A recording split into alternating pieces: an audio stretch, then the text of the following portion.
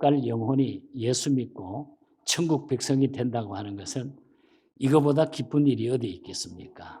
그래서 우리는 주님이 제일 기뻐하는 이 복음을 전하는 이 일이 아직까지 우리를 이 땅 위에 남겨둔 이유라고 보면 됩니다. 그리고 교회가 존재하는 이유도 바로 거기에 있음을 알게 됩니다. 오늘 우리 감사절을 앞에 두고 우리 감사의 영성을 회복했으면 좋겠다 이런 생각을 하면서 우리 감사에 대한 말씀을 오늘은 전하도록 하겠습니다. 인간관계를 연구하는 학자들은 사람을 크게 A타입과 B타입 두 부분으로 나누어서 이야기를 합니다. 하나는 A타입은 일 중심의 사람, Task Oriented Person이라고 그래가지고 일 중심의 사람 이렇게 하나로 나누고 또 B타입은 인간 중심의 사람, People Oriented Person이라고 하는 그러니까 사람, 인간 중심의 사람과 일 중심의 사람으로 나눈다는 거죠. 오늘 성경에 나오는 마르다가 일 중심의 사람이었다고 하면은 마리아는 정형적인 인간 중심의 사람이라고 볼 수 있다는 거죠. 마르다는 항상 서 있고 항상 일하는 모습으로 등장을 합니다. 반면에 마리아는 앉아서 말씀의 길을 기르고 있는 모습이 언제나 앉아 있는 모습으로 비춰지고 있다는 거죠. 38절을 보면은 예수께서 한 마을에 들어가시며 마르다라 이름하는 한 여자가 자기 집으로 영접하더라. 누가 예수님을 영접했습니까? 마르다였습니다.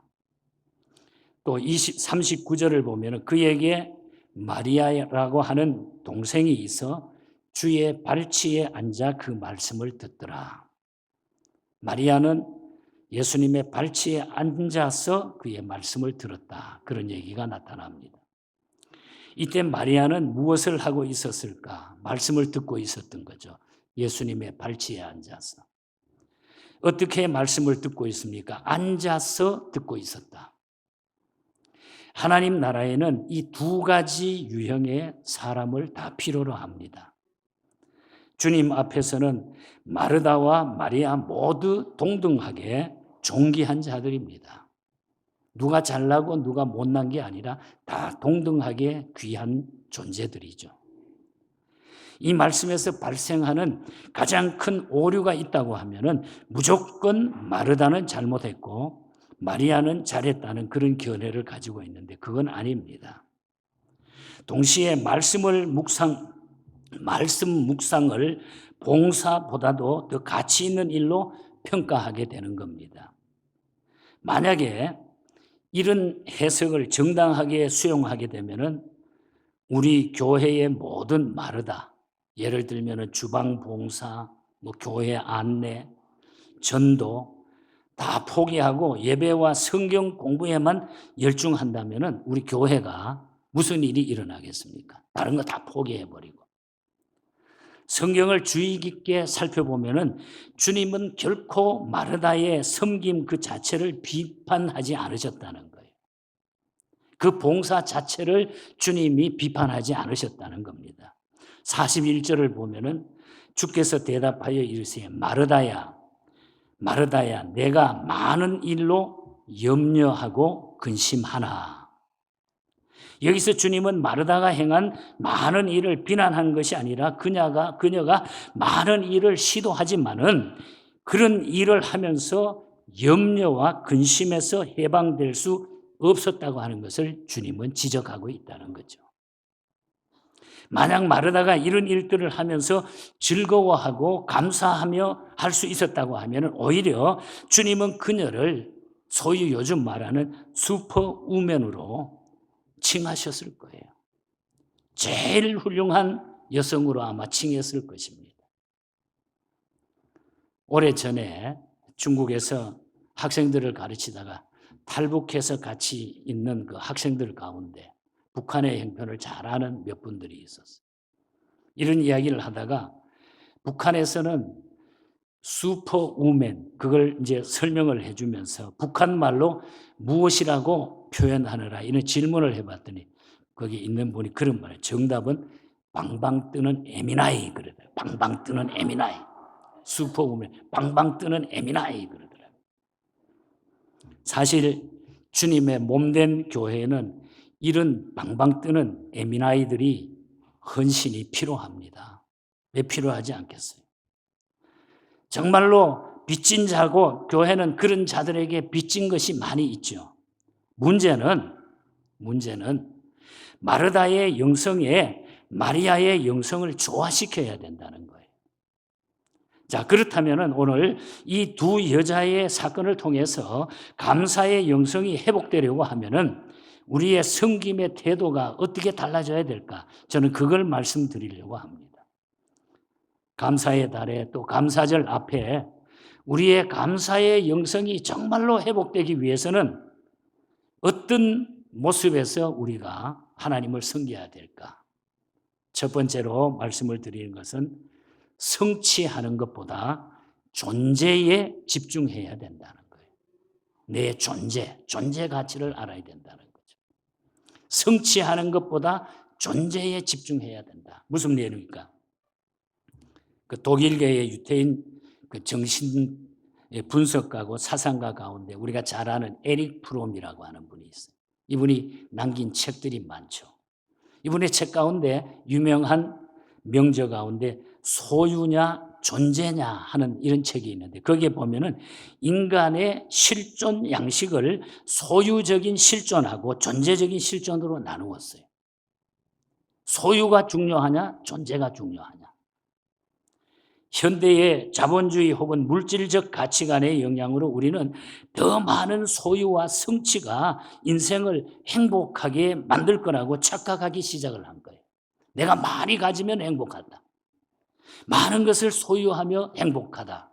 거기에 초점이 맞춰져 현대인들은 살아가는지도 몰라요. 하지만은 이 에릭 프롬은 예수님의 마태복음 10장 39절 말씀을 인용하면서 자기 목숨을 얻는 자는 잃을 것이요 나를 위하여 자기 목숨을 잃은 자는 얻으리라고 하는 이 말씀을 인용을 하면서 오히려 비움과 나눔의 삶을 통해서 풍성한 존재의 보람을 누리게 될 것이다. 성경적 가치관에서 언제나 존재는 소유보다 앞장서 있다는 거예요. 소유보다 앞서는 중요성을 우리가 존재에 있다고 하는 사실. 디모데후서 3장 16절과 17절을 보면은 모든 성경은 하나님의 감동으로 된 것으로 교훈과 책망과 바르게 함과 의로 교육하기에 유익하니 이는 하나님의 사람으로 온전하게 하며 모든 선한 일을 행할 능력을 갖추게 하려 함이니라 그랬어요. 사도 바울은 성경의 유익을 설명을 하면서 성경은 우리를 먼저 하나님의 사람으로 온전하게 한다는 거죠. 그 다음으로 우리가 하는 모든 선한 일을 온전하게 할 것이다. 그렇게 말씀하고 있어요. 인격의 온전함이 행위의 온전함보다 앞서 있다 하는 그런 얘기죠. 다시 말하면 성경은 존재의 문제를 바로 행위보다 더 우선순위로 말씀을 하고 있다는 거예요. 왜 마리아는 주님의 말씀을 듣는 일에 우선순위를 뒀을까요? 주님의 말씀만이 자신을 그분의 사람다운 사람으로 만든다고 믿었기 때문이에요. 먼저 자신이 살아야 그 능력으로 주님과 이웃을 잘 섬길 거라고 생각을 했다는 거죠. 자신이 살아야 된다는 거예요. 내가 먼저 살아야 된다는 거예요. 반면에 이 마르다는 여러 가지 일을 함으로써 주님을 기쁘시게 하고자 했어요. 여러 가지 많은 일을 하면서. 그런데 결과적으로는 마르다는 염려와 근심에 빠졌다는 거예요. 많은 일을 하면서. 그녀는 존재가 행위보다 앞선다는 사실을 잘 몰랐던 것 같습니다. 이런 이유로 성경은 이렇게 말합니다. 이 원리로 교회의 일꾼을 세울 때에 새로 교회에 입교한 사람들을 피하라고 디모데후서에는 가르치고 있죠. 왜냐하면 그들은 아직 하나님의 사람으로 만들어지지 못했기 때문에 그렇게 말씀하시는 거예요. 존재의 성숙함이 없이 여러 일에 뛰어들면 그 일로 말미암아 교만해질 거라고 성경은 경고하고 있는 거예요. 우리가 지난 세월 동안 얼마나 많은 일을 했습니까, 여러분? 여러분 자신을 한번 생각해 보시기 바랍니다. 세월을 지나는 동안 얼마나 많은 일을 했습니까? 그보다 더 중요한 질문이 무엇인지 알고 있습니까? 지난 세월 동안 우리는 하나님의 사람으로 얼마나 성숙한 존재가 되었는가? 이 문제가 중요하다는 거예요. 우리 마음에 많은 일을 시도하고도 허탈감이 남아있다고 하면은 지금도 다시 한번 나의 존재에 대해서 고민해 봐야 된다는 거예요. 그리고 지금부터라도 성취보다 존재에 집중해야 돼요. 그럴 때에 우리는 진정한 감사의 영성을 회복할 수가 있는 거예요. 내 존재에 대해서. 그것을 바로 할 때에 우리는 감사의 영성을 회복할 수 있다. 두 번째로는 비교보다 사명에 집중하라는 겁니다. 감사를 회복하기 위해서. 비교하는 것보다 사명에 집중해야 된다. 마르다의 불평과 원망은 그 원인이 어디에 있었을까요? 그것은 명백하게 비교의식 때문이었어요. 비교의식. 자신의 처지를 마리아하고 비교한 겁니다. 이 마르다는. 그 순간 자신은 뼈 빠지게 부엌에서 지금 일을 하고 있는데 주님 앞에서 앉아 팔자 좋게 말씀을 듣는 마리아가 미워졌던 거예요. 어떻게 저가 일은 안 하고 나는 지금 열심히 음식 만들어가지고 주님 대접하려고 하는데 동생 마리아는 그냥 주님 앞에 앉아서 말씀만 듣고 있는 거예요. 자기 자신과 마리아를 비교하는 겁니다. 40절을 보겠습니다. 예수께 나아가 이르되 주여 내 동생이 나 혼자 일하게 두는 것을 생각하지 아니하시나이까. 그를 명하사 나를 도와주라 하소서. 그런 이야기를 예수님께 하고 있는 겁니다. 마르다의 불평스러운 마음이 느껴지는 그런 말씀이죠. 그녀는 왜 이렇게 되었을까요? 비교의식 때문에 그렇다는 거예요. 유명한 신학자 가운데 찰스 루이스가 쓴 책에 보면은 사탄의 가장 예리한 무기가 바로 비교의식이라고 이분이 지적을 했어요. 사탄이 가장 가지고 있는 예리한 무기, 비교의식을 갖게 만든다는 거죠, 우리는. 우리는 비교의식 때문에 존재의 기쁨을 잃어버리게 될 때가 한두 번이 아니라는 겁니다. 섬김의 감격을 그것 때문에 비교의식 때문에 상실하기도 합니다. 봉사의 의미를 어떤 데는 비교의식 때문에 잃어버리기도 합니다.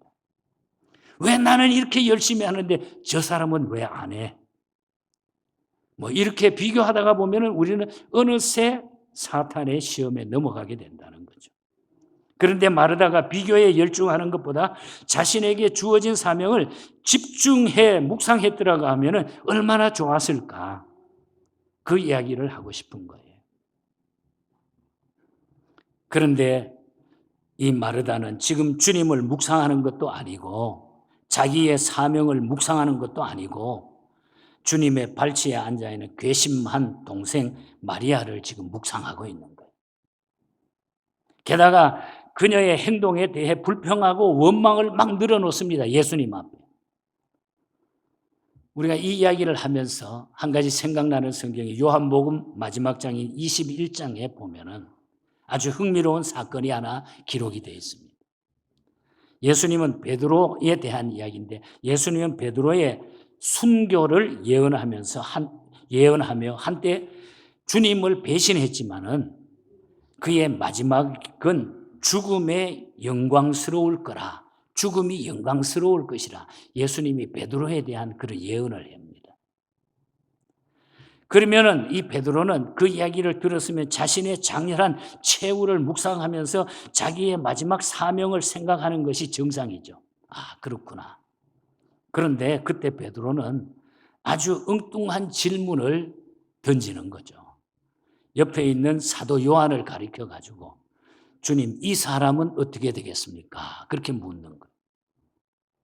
요한복음 21장 21절에 보면은 주님은 그렇게 베드로에 대해 이야기했는데 베드로는 요한, 이 사도 요한은 어떻게 되겠습니까? 이렇게 이야기를 해요.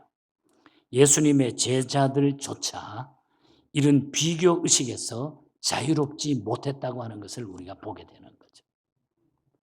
사도 요한은 베드로의 평생 라이벌이 됐고 베드로는 요한과 자신을 비교하는 의식에서 평생 자유롭지 못했다는 거죠. 그러면 예수님께서 이 문제를 놓고 어떻게 대답을 했을까요? 요한복음 21장 22절에 보면 예수께서 이르시되 내가 올 때까지 그를 머물게 하고자 할지라도 내게 무슨 상관이냐? 너는 나를 따르라 하시더라. 무슨 말씀입니까? 비교하지 말고 내 갈 길이나 잘 가라. 예수님이 그렇게 말했다. 비교하지 말고 내 갈 길이나 똑바로 가라. 그런 이야기. 비교하지 말고 사명에 집중하라는 거예요. 사명에 집중하라는 거예요. 내가 해야 될 일이 무엇인지 내 사명에 집중하는 거예요. 그럴 때 우리는 감사가 회복이 돼요. 오늘 내게 감사한 마음도 기쁜 마음도 없다고 하면은 그건 왜일까요, 여러분? 나보다 더 잘 나가는 사람, 나보다 더 잘 사는 이웃들과 나를 비교하기 때문인 것이에요. 소위 상대적 박탈감 때문이 아니겠습니까, 여러분? 그러면 이제 비교의식을 포기하시겠습니까, 여러분? 그리고 이제야말로 비교가 아닌 나의 사명에 집중할 때라는 거예요. 내가 할 일이 무엇인가? 과연 하나님 내 입장 속에 이런 환경 속에 내가 해야 될 일이 무엇인지를 하나님 앞에 그걸 찾아나가는 것이 감사를 회복하는 거예요. 생각하면 그저 감사하잖아요. 여러분 감사하지 않아요? 얼마나 감사해요. 그것을 우리가 또 내가 사명에 집중할 때에 우리의 감사가 새롭게 회복이 된다. 진정한 감사는 비교의식보다 사명에 집중하라. 기억하시기를 바랍니다. 끝으로 세 번째로는 불평보다 말씀에 집중하라는 거예요. 감사가 회복이 되려면 불평보다 말씀에 집중하자는 거죠. 마르다와 마리아의 모습은 대조를 이루고 있습니다. 성경에 보니까 40절에 마르다의 마음은 분주했다 그런 말이에요. 분주했다. 마음이 막 분주했다 그랬어요. 그리고 그녀는 자신을 돕지 않고 있는 동생을 비난하고 원망하고 예수님께 고발을 한 거죠. 예수님은 그녀가 감당하기 어려운 너무 많은 일들을 벌려놓은 것을 아시고 막 분주하게 벌려놓은 것을 아시고 41절에 예수님이 뭐라 그럽니까? 내가 많은 일로 염려하고 근심하니. 그 많은 일 때문에 벌려놓은 것 때문에 네가 염려하고 근심한다. 요즘 말로 하면 그녀는 과격한 스트레스에 시달리고 있었다는 거예요. 많은 일들 때문에. 그러나 이런 모습으로 마르다가 방방 뜨고 있을 때에 마리아는 무엇을 하고 있습니까? 39절에 그에게 마리아라 하는 동생이 있어 주의 발치에 앉아 그의 말씀을 듣더니 말씀을 듣고 있었다. 동생은 미동동하지 않은 채 그녀의 시선을 주님께 지금 고정시키고 그분의 입술에서 떨어지는 말씀을 받고 있었습니다. 그 말씀이 곧 생명이었기 때문인 거예요. 생명이었기 때문에. 소망이었기 때문입니다. 능력이었기 때문에 그 말씀에 집중하고 있는 거예요. 언니가 죽게 자신을 일러 바치고 불평하는 순간에도 그녀는 다만 조용히 기도하며 주님의 말씀을 묵상하고 있었다고 하는 그런 얘기입니다. 그리고 마음을 다해서 찬양하고 감사했던 거예요. 누가 뭐래든지 주님의 말씀에 귀를 기울이고 집중하다가 보니까 다 소용이 없어. 지나가고 그저 남는 것은 말씀이요 감사요 하나님 앞에 엎드리는 하나님이 주시는 그 평화 그것이었다는 거죠. 그래서 주님은 뭐라 그럽니까? 그녀가 좋은 편을 택했다. 42절에. 그녀가 좋은 편을 택했다. 그렇게 말씀하고 있는 거예요. 도대체 이 말씀이 무슨 뜻입니까? 이 말씀에는 절대자이신 하나님의 뜻이 거기에 드러나 있는 겁니다. 그러므로 주의 말씀 안에서 영원하신 그분의 뜻을 발견한 사람은 흔들리지 않는 인생을 살 수 있다는 거예요. 여러분. 우리가 말씀을 붙들고 그 말씀대로 읽고 듣고 예배에 집중하는 이유가 바로 우리는 흔들리지 않기 위하여 내 길을, 내 인생길을 바로 갈 수 있기 때문에 거기에 집중하게 된다는 거죠. 이런 사람은 최악의 상황 속에서도 최선의 인생을 살아갈 수가 있습니다. 여러분. 최악의 고난 중에도 감사와 찬양을 드릴 수 있어요. 여러분. 저는 고등학교 다닐 때에 손양원 목사님에 대한 사랑의 원자탄이라고 하는 이 책을 읽으면서 너무너무 감동을 받았어요. 손양원 목사님이 여수 순천 반란 사건으로 자신의 두 아들을 잃고 아들의 장례식에서 감사 기도를 드립니다. 동인이와 동신이를 잃고 오히려 그 아들을 죽인 원수를 양자로 삼아가지고. 여러분, 이것이 감사신앙이 아니겠습니까? 손 목사님이 유명한 9가지 감사라고 하는 글을 남기고 돌아가셨어요. 두 아들을 먼저 떠나보내게 된 하나님의 뜻을 알게 된 까닭이었습니다. 손 목사님은 고난을 감수하면서 납병 환자를 돌보면서 목회하는 것을 아시면서도 어찌하여 두 아들까지 데려가시냐고 하나님 앞에 불평불만을 털어놓을 수도 있었어요. 아마 저 같았으면 분명히 그랬을 것 같아요. 왜 하나님, 내가 목사인데 목회하고 선교하고 여러 가지 일을 하는데 왜 내 자녀를 먼저 데려갑니까 하고 아마 불평했을지도 몰라요. 하지만 손 목사님은 불평 대신 말씀에 집중했던 것입니다. 말씀에 집중했어요. 나 같은 죄인의 혈통에서 순교자 자식이 나온 것을 하나님 감사합니다. 허다한 성도 중에 이런 보배를 내게 주시니 감사합니다. 삼남 삼녀 중에서 가장 귀한 장남과 차남을 바치게 하시니 감사합니다. 한 아들의 순교도 귀하거늘 두 아들이 순교할 수 있게 하셨으니 감사합니다. 예수 믿는 사람들은 병들어 죽어도 복인데 전도하다가 순교했으니 감사합니다. 아들들이 미국으로 유학 가려고 했는데 그보다 좋은 천국에 갔으니 하나님 더 감사합니다. 내 아들을 죽인 원수를 해결시켜 아들을 삼는 사랑의 마음을 주시니 감사합니다. 내 아들의 순교 열매로 무수한 천국 열매가 생길 것을 일하여 감사합니다. 역경 속에서도 하나님의 사랑을 깨닫게 하시고 이길 수 있는 믿음을 주시니 감사합니다. 저는 중국 선교를 하다가 한 20여 년 훨씬 전의 일인 것 같아요. 여수에 가서 손양원 목사님 그 애양원 선교 그 기념관을 돌아봤는데 이번에 한국에 나간 김에 제가 집사람에게 꼭 그곳을 한번 데리고 가고 싶었어요. 왜? 저는 그때의 손양원 목사님의 순교를 보고 중국 선교를 하면서 하나님, 나도 저렇게 불의 앞에 나도 생명을 내놓을 수 있을까요? 저 나름대로 많이 고민하고 기도했기 때문에 잊지를 못해서 이번에 여수의 그곳에 집사람을 데리고 그곳을 방문했어요. 손양원 목사님이 자기 아들이 두 사람이 죽은 그 주일날 하나님 앞에 감사했던 감사헌금 봉투가 그대로 그 기념관 아래 있습니다. 그 당시에 손양원 목사님이 한 달 사례금이 봉급이 80원이었어요. 80원. 그런데 아들 둘이가 죽은 다음에 그 주일날 하나님 앞에 감사헌금을 얼마 했냐면 100원을 했어요. 100원을. 그 100원은 엄청난 당시의 큰 돈입니다. 그 봉투 겉장에 손양원 감사헌금 1만 원. 1만 원, 100원이 아니라 1만 원. 이렇게 쓰여져 있어요. 여러분, 마음에 불평이 있습니까? 여수 애양원을 한번 방문해 보시기 바랍니다. 거기서 진정한 감사의 영성을 배우시기 바랍니다.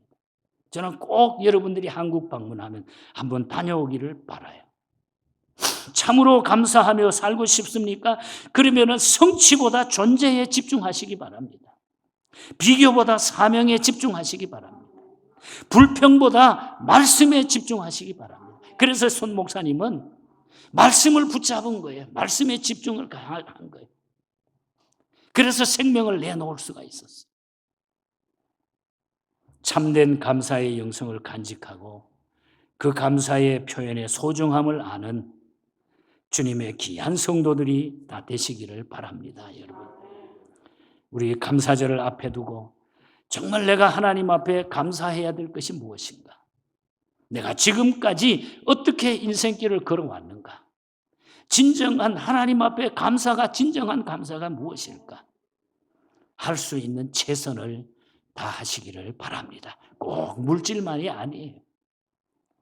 우리의 마음 중심이 하나님 앞에 드려졌으면 좋겠어요. 저는 이번에도 가서 그 모습을 보면서 다시 한번 쭉 돌아보면서 마음에 다짐을 했어요. 하나님, 감사합니다. 제 인생의 마무리를 할 수 있도록 나에게 확신을 주신 것 감사합니다.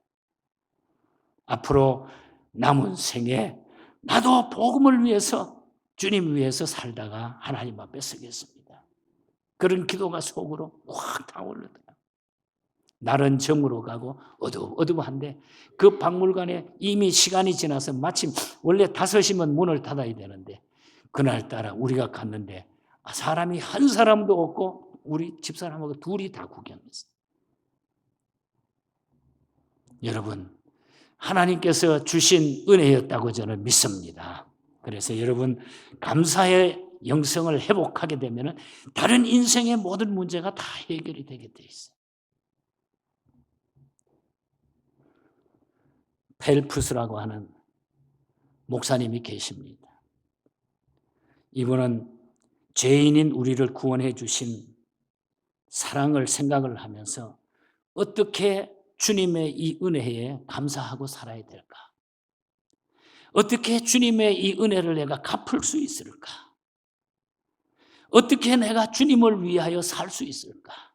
Something for Jesus라고 하는 시를 쓰게 됩니다. 예수를 위하여, 예수를 위한 것. 그래서 이 시를 써서 로버트 로리 목사님, 찬송가를 많이 작곡하신 목사님이 이 찬송을 만들게 되죠. 그 찬송이 우리 한국교회 애창곡으로 많이 불려졌습니다. 성자의 귀한 몸 날 위하여 버리신 그 사랑 고마워라. 내 머리 주 앞에 조아려 하는 말 나 무엇 주님께 바치리까. 만 가지 은혜를 받았으니 내 평생 슬프나 즐거우나 이 몸을 온전히 주님께 바쳐서 주님만 위하여 늘 살겠네. 손양원 목사님 책을 제가 한 권 내 사무실에 갖다 놨습니다. 사왔습니다. 필요하신 분 돌아가면서 읽으시기 바랍니다. 감사의 영성을 회복하시고 우리 2025년 감사절은 우리에게 인생의 새로운 도전과 새로운 역사를 쓰는 그런 감사절이 다음 주에 이 예배 속에 이 자리에 이루어지기를 주님 이름으로 축복합니다. 하나님 감사